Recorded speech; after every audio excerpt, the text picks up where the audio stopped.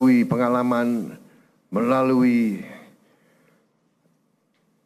cobaan, melalui rintangan, di tahap demi maju telah menyelesaikan masalah-masalah bangsa dan masalah-masalah negara. Dengan demikian, saudara-saudara,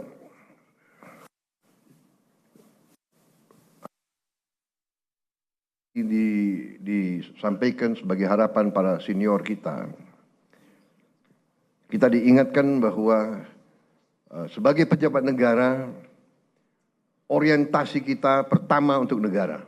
Kita memang ada yang berasal dari partai politik, ada yang berasal dari organisasi kemasyarakatan dan sebagainya. Ada yang berasal dari dunia akademi, dunia ilmuwan, ada yang dari NGO, dari LSM. Tapi begitu kita sudah disumpah, begitu kita menjabat sebagai pejabat negara, orientasi kita, kepentingan kita adalah untuk negara. Dan untuk itu saya ucapkan terima kasih karena saya rasakan walaupun begitu banyak tokoh-tokoh dari berbagai latar belakang, tapi yang saya rasakan sekarang orientasi kita adalah kepentingan negara, kepentingan rakyat. Dan saya kira ini dirasakan oleh rakyat kita. Saudara-saudara, dari hasil sementara kita merasakan bahwa pemerintah kita efektif. Di akhir tahun 24, liburan hari Natal, tahun baru, berjalan dengan lancar, dengan aman.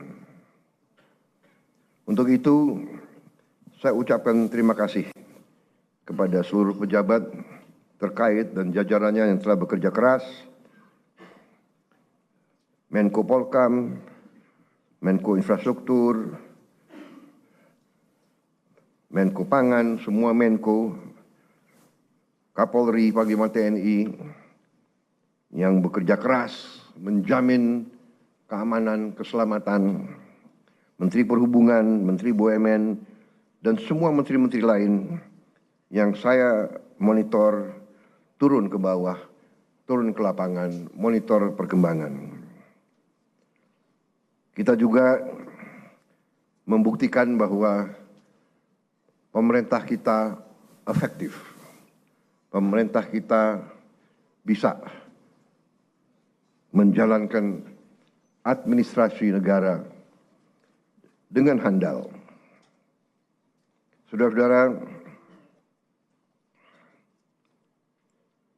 bagaimanapun di bulan-bulan yang kritis tersebut biasanya ditandai oleh banyak kecelakaan lalu lintas, ditandai oleh ketersediaan bahan pangan, bahan-bahan pokok yang penuh dengan fluktuasi harga dan sebagainya. Kali ini kita berhasil untuk menjalankan suatu keadaan yang stabil, penuh ketenangan, penuh kesejukan. Di tengah banyak dunia dilanda konflik, ketegangan, krisis, bahkan perang, kita mampu menjaga kesejukan, ketenangan, perdamaian di negara kita. Saudara-saudara sekalian, saya juga terima kasih dalam 3 bulan kita telah memberi bukti kepada rakyat kebijakan-kebijakan kita adalah kebijakan-kebijakan yang berpihak kepada rakyat, berpihak kepada kepentingan negara. Yang pertama tentunya saya menyampaikan apresiasi kepada Menteri Keuangan dengan semua timnya yang telah menyusun APBN dengan baik, dengan cermat, kerja keras, karena saya terus-menerus monitor, saya terus-menerus menuntut penghematan, efisiensi. Saya menuntut keberanian memotong hal-hal yang tidak esensial. Saya tegaskan bahwa kriteria anggaran yang akan kita laksanakan, kriteria pertama adalah harus bisa menciptakan lapangan kerja. Sudah saya katakan berkali-kali. Kedua, harus meningkatkan produktivitas. Produktivitas ini harus bisa diukur dengan kuantifikasi. Berapa devisa yang dihasilkan? Berapa devisa yang dihemat?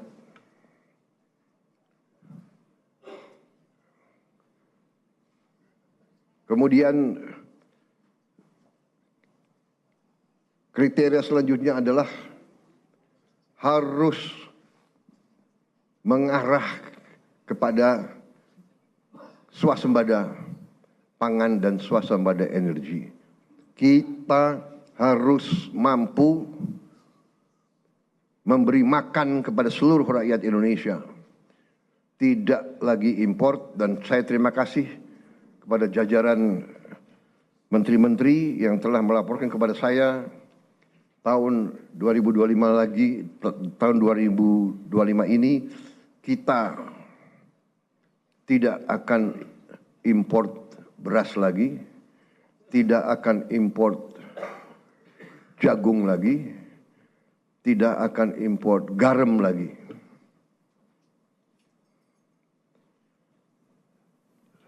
Artinya, target yang saya berikan kepada kabinet bahwa Indonesia kita harus swasembada pangan dalam waktu 4 tahun. Alhamdulillah target bisa kita capai akhir 2025, paling lambat awal 2026. Jadi mungkin 3 tahun lebih cepat dari sasaran yang kita tetapkan. Artinya bahwa dengan niat baik, dengan kerja keras, ya, dengan orientasi kepada negara dan bangsa, kebijakan yang masuk akal akan membuahkan hasil yang cepat. Ini harus kita yakini.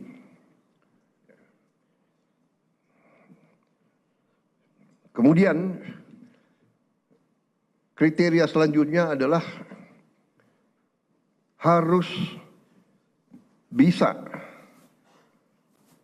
memberi terobosan teknologi. Dari prioritas kita itu, satu tadi bahwa harus menciptakan lapangan kerja. Tingkatkan produktivitas, swasembada pangan, swasembada energi. Dengan swasembada pangan dan swasembada energi kita aman. Kita tidak boleh bergantung kepada sumber di luar negeri. Sudah berkali-kali saya tekankan itu. Dalam krisis dunia tidak ada negara yang akan mengizinkan pangan keluar dari negaranya. Ini sudah hukum sejarah. Dan kriteria selanjutnya harus bisa menghasilkan terobosan teknologi. Berarti pengeluaran investasi untuk sumber daya manusia, untuk pendidikan, untuk sains dan teknologi, ini termasuk sesuatu yang vital dan sesuatu yang harus kita jalankan.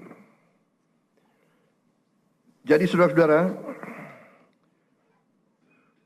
saya tegaskan kembali bahwa hal-hal di luar itu yang bersifat seremoni, upacara, merayakan ulang tahun ini, ulang tahun itu, hari ini, hari itu, kita tidak akan. Perayaan sejarah, perayaan ulang tahun laksanakan secara sederhana di kantor, di ruangan. Kalau perlu yang hadir hanya 15 orang, sisanya di Vikonken.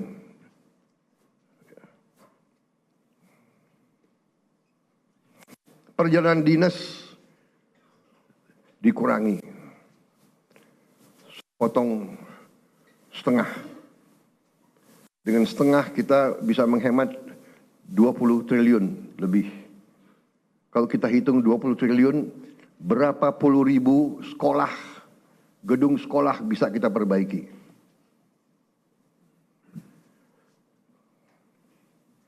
Jadi saya katakan benar-benar bahwa saya sangat serius dalam hal ini. Saya minta loyalitas semua menteri, semua kepala badan untuk patuh dalam hal ini. Ya. Dan saya terima kasih kepada tim keuangan yang telah menjalankan penyisiran, kajian terhadap anggaran sampai serinci-rincinya. Kalau tidak salah, mungkin sampai satuan ke-9 kalau tidak salah. Mungkin pertama kali dalam sejarah, ya, Presiden Republik Indonesia mengecek sampai satuan ke-9. Jadi saudara-saudara pun mungkin tidak tahu anggaran-anggaran tersebut, ya. Karena kita sudah lama jadi orang Indonesia. Tapi ini saya kira sesuatu yang membanggakan. Dengan demikian kita bisa bekerja dengan sangat cepat. Saudara-saudara, program makan bergizi kita berjalan.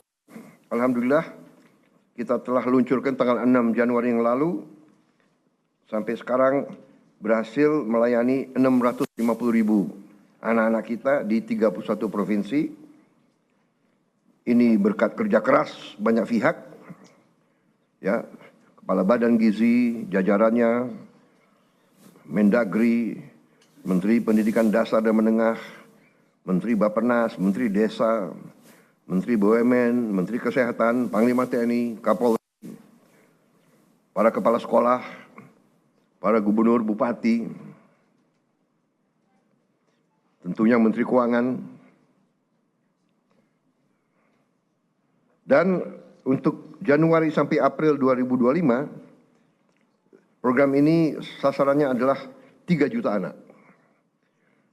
Bulan April sampai Agustus 2025 akan menuju 6 juta anak. September kita harapkan 15 juta anak. Dan akhir 2025 target kita adalah semua anak-anak Indonesia bisa dapat makanan bergizi. Saudara-saudara, terima kasih kerjasama ini. Seluruh kementerian lembaga ikut mengamankan dan menyukseskan program ini. Kita akan bersinergi dengan pemerintah daerah, gubernur, bupati, wali kota, dan seluruh perangkat daerah. Saudara-saudara, ini adalah masalah strategis. Kita memperkuat masa depan Indonesia. Anak-anak Indonesia harus kuat, harus cerdas, harus semangat, harus sekolah dengan baik. Saya percaya dalam waktu yang tidak lama kita akan melihat peningkatan hasil kemampuan akademis anak-anak kita. Saya juga bertekad untuk melakukan langkah-langkah intervensi kepada semua sekolah di Indonesia. Sekolah dasar, sekolah menengah, SMP, SMA, semua sekolah yang dibina oleh pesantren dengan teknologi. Kita akan masuk semua sekolah dengan teknologi. Kita ingin mempercepat penyampaian pelajaran untuk semua sekolah kita. Saudara-saudara, saya juga berterima kasih kepada Menko Perekonomian dan tim ekonomi yang telah menggagas, menyusun konsep-konsep yang diwujudkan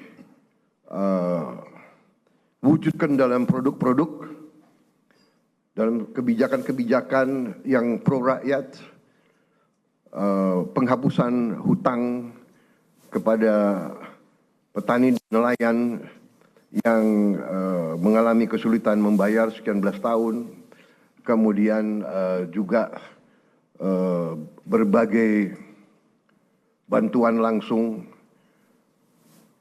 berbagai bantuan mengurangi kewajiban-kewajiban terutama rakyat yang di golongan yang paling bawah dan paling lemah. Saya kira nanti mungkin Menko Perekonomian dengan Menteri Keuangan bisa juga jelaskan ke masyarakat berapa kebijakan-kebijakan yang telah kita lakukan. Kita juga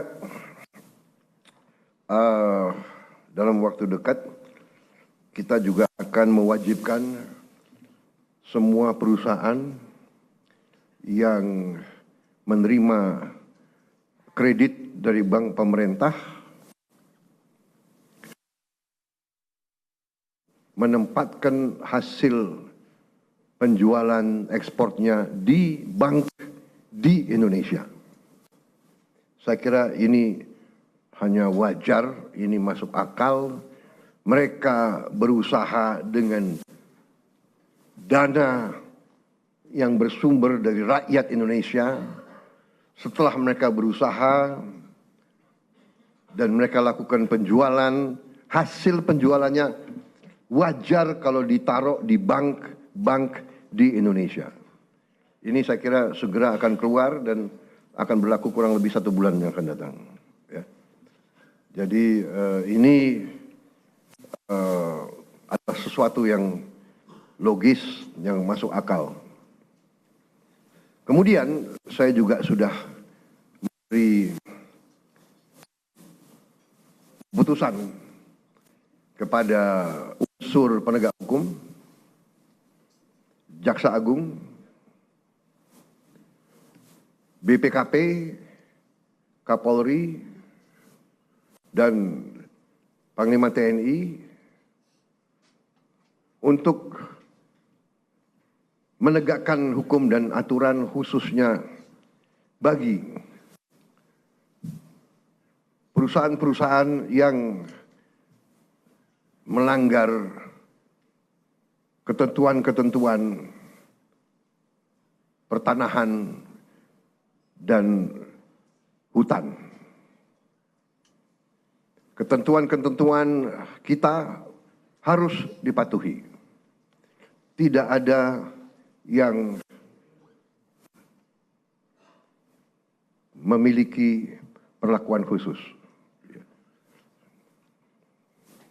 Bagi mereka yang sudah diberi kesempatan berkali-kali untuk menyelesaikan kewajiban-kewajibannya dan tidak melakukan, ya pemerintah akan melaksanakan kewajibannya, mencabut izin dan menguasai kembali lahan-lahan tersebut. Apalagi lahan-lahan itu adalah hutan lindung dan sebagainya. Jadi ini juga langkah yang akan kita laksanakan.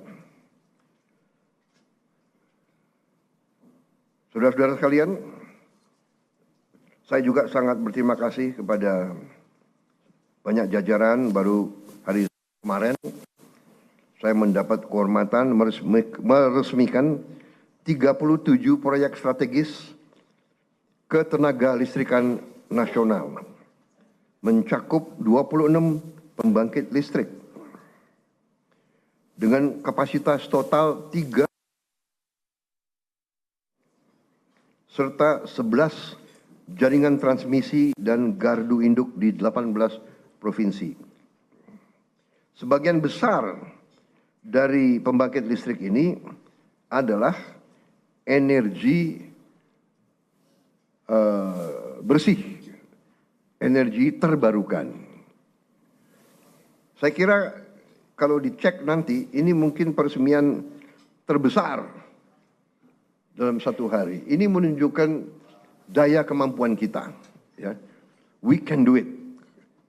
Dan ini saya harus sampaikan bahwa ini hasil kerja keras pemerintah-pemerintah sebelum pemerintah kita. Jadi marilah kita selalu menghormati semua pihak, semua yang telah bekerja keras. Pendahulu-pendahulu kita. Kita sampai di sini bukan seketika. Kita sampai di sini karena perjalanan jauh. Pembangunan suatu bangsa bukan pembangunan 1 tahun, 5 tahun, 10 tahun. Pembangunan suatu bangsa adalah puluhan tahun. Apa yang dirintis Bung Karno, kita nikmati sekarang. Apa yang diteruskan oleh Pak Harto, kita teruskan, kita nikmati sekarang. Demikian, presiden demi presiden, Pak Habibie, Gus Dur, Ibu Mega, Pak Jokowi, ini terus. Jadi contohnya saya baru 3 bulan menjabat, saya sudah resmikan proyek yang dilaksanakan mulai 2015, bayangkan. Jadi inilah yang saya minta menjadi alur bernegara kita. Kita ini melanjutkan suatu long march, perjalanan jauh. Estafet demi estafet kita terima. Baru nanti kita akan mencapai cita-cita kita. Saya sangat optimis bahwa kita akan sampai ke situ. Saudara-saudara, sementara itu yang saya sampaikan, teman-teman media saya kira cukup banyak bahan ya. Sekarang akan saya sampaikan hal-hal yang belum perlu Anda dengar. Kan begitu kan? Saya kira media ini masih muda-muda ya. Jadi ada hal-hal yang kalau orang tua bicara yang muda-muda, ya, yang muda-muda, anak-anak biasanya tunggu di luar, kan begitu kan? Ya, terima kasih sementara. Ya. Paling lama ini, ya, zaman Pak Jokowi sebentar dia di dalam.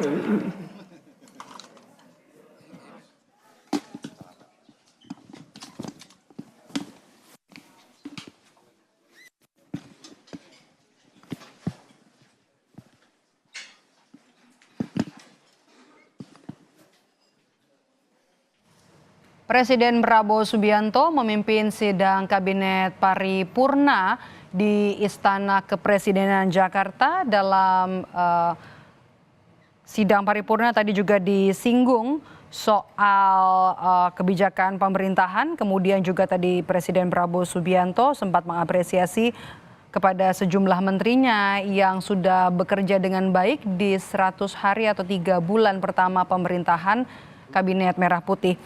Di antaranya adalah apresiasi kepada Menteri Keuangan yang berhasil menyusun APBN, kemudian melakukan efisiensi, pemangkasan hal-hal yang tidak esensial, dan juga soal program makan bergizi gratis.